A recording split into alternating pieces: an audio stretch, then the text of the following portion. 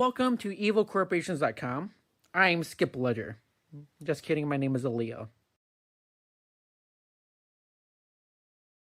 Today I want to talk about an evil corporation who did a massive renovation project. The story is important because in this neighborhood, there were 49 buildings being renovated. And critically, not a single one of those buildings had an asbestos survey that was conducted before the work began. When you're renovating old-ass buildings, before you tear down the walls and rip up the floors, you have to check for asbestos, because a lot of buildings built back in the day were built with asbestos. What is asbestos, you ask? It's a hazardous air pollutant. You know what asbestos is, but I'm going to talk about it anyway. The federal law is very clear on this matter. At each one of these 49 work sites, they need to check for asbestos, but this one company did not check for asbestos. And so it basically turned this giant renovation project into a massive health hazard because of the fucking asbestos, dog. What have I been saying? Anyway, so the Allegheny County Health Department, they dug into this story and they found a playbook that was basically exactly what you should not do. Turns out that this failure test for asbestos was just the beginning. It was the original sin that actually led to a cascade of other failures, because in 6 of these houses where asbestos was later confirmed to be present in the renovation dust and debris. First, there are no warnings. The law requires obvious signs at any asbestos abatement site. Big signs at eye level that say in no uncertain terms: danger, asbestos, cancer, and lung disease hazard, authorized personnel only. Those signs were never posted. So workers, neighbors, anybody walking by had no idea that they could be exposed to asbestos. There's no containment that was happening. The work areas are supposed to be completely sealed off with thick plastic sheeting to keep the microscopic fibers from escaping. They're supposed to use special negative air pressure equipment to ensure that the air outside of the work area remains uncontaminated. None of that was done. The dust is free to go wherever the air carried it. The regulations here are incredibly specific for a reason. You are supposed to wet the asbestos down so the fibers don't become airborne. We don't want to be airborne.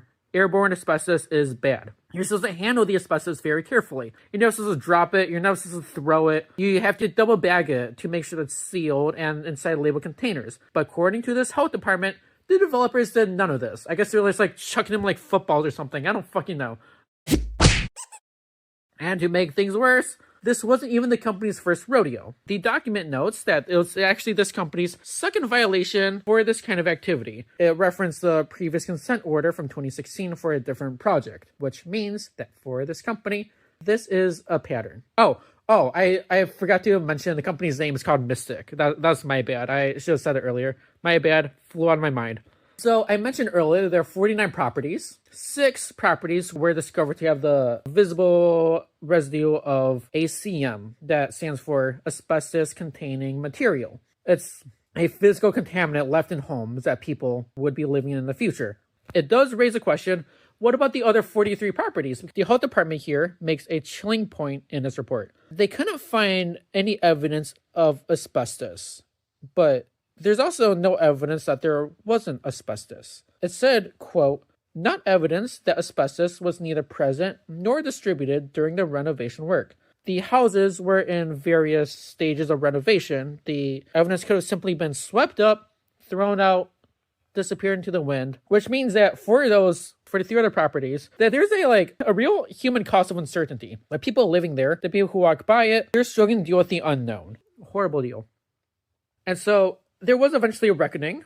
Thankfully, it was not a big reckoning, but it is a dollar amount. The reckoning that was assessed is $754,600. That, in my opinion, is not a lot of money for the potential damages caused to almost 50 properties. Was it 75 times divided by 5? 12. 5 times 14 is 70. 15. That is about $15,000 per property, I think. But the thing that I wanted to point out is that this story right here, yes, Mistick was fined a penalty. And despite what I was just saying about this being a tiny amount for the damages caused, $754,000 is actually a lot of money for these kind of violations. A lot of times it's $6,000, $4,000.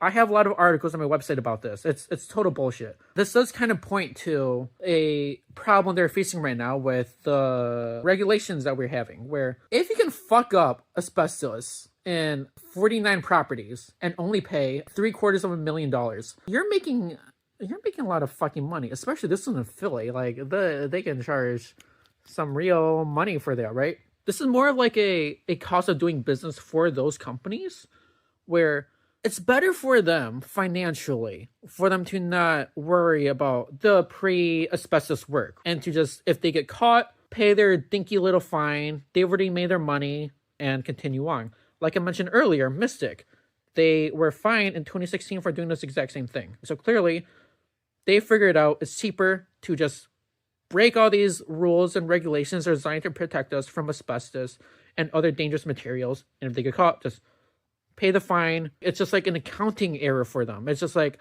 another line item. It's another little operational cost that they pay on the roads to ever increasing profits. That's the road that we live in, right? Like, it's silly. The companies, they've already gotten rich. They made the money. We pay the price. Asset prices go up.